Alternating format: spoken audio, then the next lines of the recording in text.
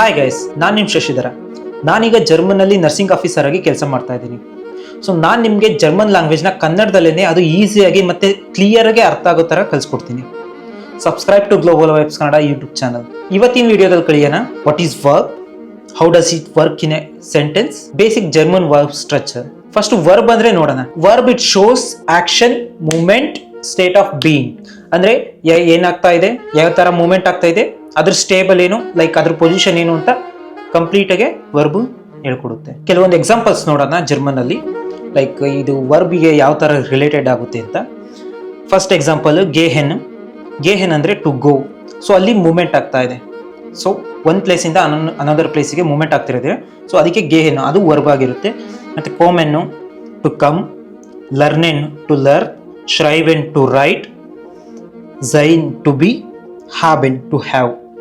So ಈ ತರ ಬರ್ತಾವಲ್ಲ, ಇವು ವರ್ಬ್ ಆಗಿರ್ತವೆ. ಸೊ ಇದರಲ್ಲಿ ಯಾವ ತರ verb action, moment, state of being ಅಂತ ಕನ್ಸಿಡರ್ ಆಗುತ್ತೆ ಅಂತಂದ್ರೆ, ಫಾರ್ ಎಕ್ಸಾಂಪಲ್ ಇವಾಗ ಗೇಹೆನ್ ಅಲ್ಲಿ ಮೂವ್ಮೆಂಟ್ ಆಗ್ತಾ ಇದೆ.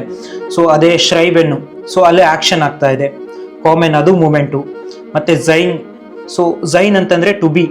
ಸೊ ಅಲ್ಲಿಗೆ state of being something, like ಅದು ಏನು ಅಂತ ಇಂಡಿಕೇಟ್ ಮಾಡ್ತಾ ಇರುತ್ತೆ.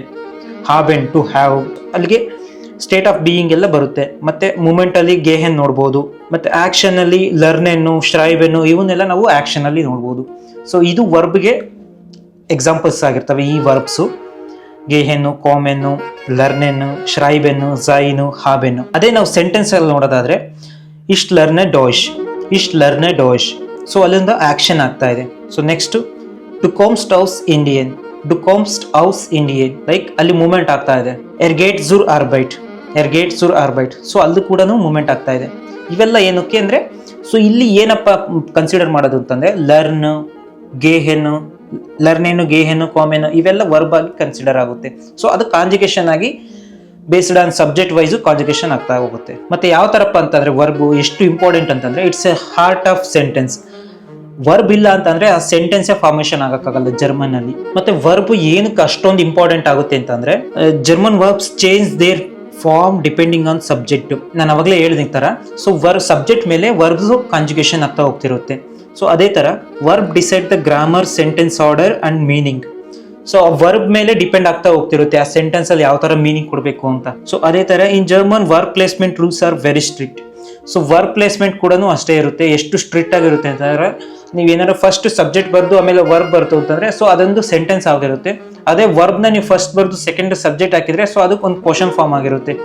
ಸೊ ವರ್ಬ್ ಪ್ಲೇಸ್ಮೆಂಟ್ ತುಂಬಾ ಇಂಪಾರ್ಟೆಂಟ್ ಆಗಿರುತ್ತೆ. ನೀವು ಅಲ್ಲಿ ಇಲ್ಲಿ ಹಾಕಿದ್ರೆ ಸೆಂಟೆನ್ಸೇ ಕೆಟ್ಟೋಗುತ್ತೆ. ಇವಾಗ ವರ್ಬ್ ಸ್ಟ್ರಕ್ಚರ್ ನೋಡೋಣ. ವರ್ಬ್ ಯಾವ ತರ ಫಾರ್ಮೇಶನ್ ಆಗುತ್ತೆ ಮತ್ತೆ ಕಾಂಜುಗೇಷನ್ ಯಾವ ತರ ಆಗುತ್ತೆ ಅಂತ. So verb formation like verb structure ಆಗ್ಬೇಕಾದ್ರೆ ಫಸ್ಟ್ ಸ್ಟಾರ್ಟಿಂಗ್ ಮತ್ತೆ ಎಂಡಿಂಗ್ ಅಂತ ಇರುತ್ತೆ. ಸ್ಟಾರ್ಟಿಂಗ್ ಅಲ್ಲಿ ಯಾವ ತರ ಅಂತ ಅಂದ್ರೆ ವರ್ಬ್ ಸ್ಟೆಮ್ ಅಂತ ಕನ್ಸಿಡರ್ ಮಾಡ್ತೀವಿ. ಸೊ ವರ್ಬ್ ಸ್ಟೆಮ್ ಅಲ್ಲಿ ಯಾವುದು ಕನ್ಸಿಡರ್ ಮಾಡುತ್ತೆ, ಲಾಸ್ಟ್ಗೆ ಎಂಡಿಂಗ್ ಬರುತ್ತೆ. ಎಂಡಿಂಗ್ ಆಲ್ಮೋಸ್ಟ್ ಇಎನ್ ಅಂತ ಇರುತ್ತೆ. ಫಾರ್ ಎಕ್ಸಾಂಪಲ್ ಲರ್ನೆನ್ನು, so learn EN plus learn plus EN, so ಲರ್ನೆನ್ನು. ಈ ತರ ಲರ್ನ ಬಂದ್ಬಿಟ್ಟು ಸ್ಟೆಮ್ ಆಗಿರುತ್ತೆ, ಇಎನ್ ಬಂದ್ಬಿಟ್ಟು ಎಂಡಿಂಗ್ ಆಗಿರುತ್ತೆ. ಅವೆರಡು ಕೂಡಿದ್ರೆ ಸ್ಟ್ರಕ್ಚರ್ ಆಗಿರುತ್ತೆ, ಅಲ್ಲೊಂದು ವರ್ಬ್ ಫಾರ್ಮೇಶನ್ ಆಗಿರುತ್ತೆ. ಸೊ ಇದನ್ನೇ ನಾವು ಕಾಂಜುಗೇಷನ್ ಮಾಡಿ ನೋಡೋದಾದ್ರೆ ಸಬ್ಜೆಕ್ಟ್ ವೈಸು ಇಶ್ ಲರ್ನೆ, ಡು ಲರ್ನ್ಸ್ಟ್, ಎರ್ಜಿಯಸ್ ಲರ್ನ್ಡ್, ವಿಯರ್ ಲರ್ನೆನ್, ಇಯರ್ ಲರ್ನ್ಡ್, ಝಿ ಲರ್ನೆನ್, ಝಿ ಲರ್ನೆನ್. ಸೊ ಈ ತರ ಕಾಂಜುಗೇಷನ್ ಆಗ್ತಾ ಹೋಗಿರುತ್ತೆ. ಸೊ ಇಲ್ಲಿ ನೋಡ್ಬೋದು ನೀವು, ಲರ್ನ ಅನ್ನೋದು ಎಲ್ಲಾದ್ರಿಗೂ ಸೇಮ್ ಇರುತ್ತೆ. ಸಬ್ಜೆಕ್ಟ್ ವೈಸ್ ಅಕಾರ್ಡಿಂಗ್ ಟು ಇಶ್ಗೆ ಲರ್ನ್ ಅಂತಾನೆ ಇರುತ್ತೆ. ಸೊ ಅದೇ ಡು ಅಂದ್ರೆ ಯು ಅಂತ ಆಗಿರುತ್ತೆ. ಡು ಅಂತ ಬಂದಾಗ ಎಸ್ ಟಿ ಎಂಡಿಂಗ್ ಬರುತ್ತೆ.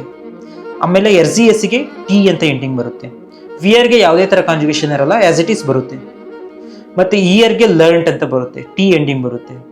ಮತ್ತೆ ಝಿ ಮತ್ತೆ ಝಿಗೆ ಆಸ್ ಇಟ್ ಈಸ್ ಸೇಮ್ ಬರುತ್ತೆ. ಮತ್ತೆ ವರ್ಕ್ ಪೊಸಿಷನ್ ನೋಡೋಣ. Verb position always second position ಅಲ್ಲೇ ಇರುತ್ತೆ. ಯಾವ್ದಾದ್ರು ಒಂದು ನಾರ್ಮಲ್ ಸೆಂಟೆನ್ಸ್ ಸ್ಟ್ರಕ್ಚರ್ ಮಾಡಬೇಕಾದ್ರೆ, ಫಾರ್ಮೇಶನ್ ಮಾಡಬೇಕಾದ್ರೆ ವರ್ಕ್ ಪೊಸಿಷನ್ ತುಂಬಾ ಇಂಪಾರ್ಟೆಂಟ್. ಅದು ಸೆಕೆಂಡ್ ಪೊಸಿಷನ್ ಅಲ್ಲೇ ಬರುತ್ತೆ. ಇವನ್ ನೀವು ಲೈಕ್ ನಾವು ಇಂಗ್ಲಿಷ್ ಅಲ್ಲಿ ಹೇಳ್ಬೋದು, today I am going to hospital ಅಂತ ಹೇಳ್ಬೋದು. ಸೊ ಅಲ್ಲಿ ಟುಡೇ ಅಂತ ಬಂದಿರುತ್ತೆ, ಅಲ್ಲಿ verb position today I am ಅಂತ ಬಂದಿರುತ್ತೆ. ಸೊ ಅಲ್ಲಿ ಏನಾಗುತ್ತೆ, ಸಬ್ಜೆಕ್ಟು ಅಲ್ಲಿ ವೇರಿಯೇಷನ್ ಆಗ್ತಾ ಇರುತ್ತೆ. ಸೊ ಅದೇ ಜರ್ಮನ್ ಅಲ್ಲಿ ಯಾವ ತರ ಅಂತಂದ್ರೆ ವರ್ಕ್ ಪೊಸಿಷನ್, ಈವನ್ ಅದು ನೀವೇನಾದ್ರೂ ಒಂದು ಟುಡೇ ಅಂತ ನೀವು ಸೇರಿಸ್ಕೊಂಡು ಹಾಯ್ಟ್ ಅಂತ ಸೇರಿಸ್ಕೊಂಡು ಹೇಳ್ಬೇಕಾದ್ರೂ ಲೈಕ್ ಹಾಯ್ಟ್ ಗೆ ಹೈಶ್ ಅಂತ ಬರುತ್ತಲ್ಲ, ಸೊ ಅಲ್ಲಿ ಸೆಕೆಂಡ್ ಪೊಸಿಷನ್ ಅಲ್ಲಿ ವರ್ಕ್ ಬಂದೇ ಬರಬೇಕು. ಅದೇ ತರ ಎಕ್ಸಾಂಪಲ್ಸ್ ನೋಡೋಣ. ಇಸ್ಟ್ ಲರ್ನೆ ಡಾಯ್ಶ್, ಡು ಸ್ಪೀಲ್ಸ್ ಫುಟ್ಬಾಲ್, ಎರ್ ಅರ್ಬೈಟೆಡ್ ಇಮ್ ಕ್ರಾಂಕನ್ ಹೌಸ್, ಹಾಯ್ಟ್ ಕೋಮಾ ಇಶ್ ಪೇಟ್. ನಾನು ಆವಾಗಲೇ ಹೇಳ್ದಂಗೆ ಎಸ್ ಆರ್ ನೋ ಕ್ವಶನ್ ಅಲ್ಲಿ ಏನಾಗುತ್ತೆ ಅಂತಂದ್ರೆ ವರ್ಬ್ ಫಸ್ಟ್ ಪೊಸಿಷನ್ ಅಲ್ಲಿ ಬರುತ್ತೆ. ಸೊ ಫಸ್ಟ್ ಪೊಸಿಷನ್ ಅಲ್ಲಿ ಬಂದಾಗ ಅದು ಕ್ವಶನ್ ಫಾರ್ಮೇಶನ್ ಆಗಿರುತ್ತೆ. ಅರ್ಬೈಟೆಸ್ ಟು ಮಾರ್ಗನ್ ಇನ್ ಡಬ್ಲ್ಯೂ ಕ್ವಶನ್ಸ್. ವೇ ಫ್ರಾಗದಲ್ಲಿ ವರ್ಬ್ ಯಾವಾಗ ಬರುತ್ತೆ ಅಂತಂದ್ರೆ right after the question word. Like for example ನಾವು ನೋಡೋದಾದ್ರೆ ಓನ್ಸ್ ಟು, ವೋನ್ಸ್ ಟು, ವೋ ಅಂತ ಅದು ಕ್ವಶನ್ ವರ್ಡ್. ಸೊ ಅದಾದ್ಮೇಲೆ ವೋನ್ಸ್ ಡು. ಸೊ ಅಲ್ಲಿಗೆ ವರ್ಬ್ ಪೊಸಿಷನ್ ಸೆಕೆಂಡ್ ಬಂದಿದೆ right after the question word. So ಅದೇ ತರ ನೋಡೋದಾದ್ರೆ ವಾಸ್ ಮಾರ್ಕ್ಸ್ to,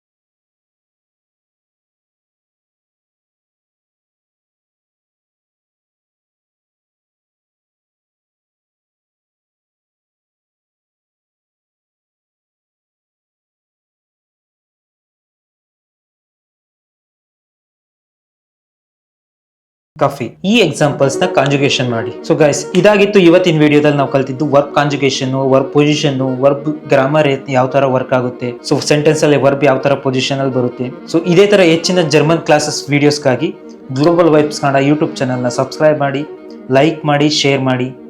until then see you in next video. Bye bye guys.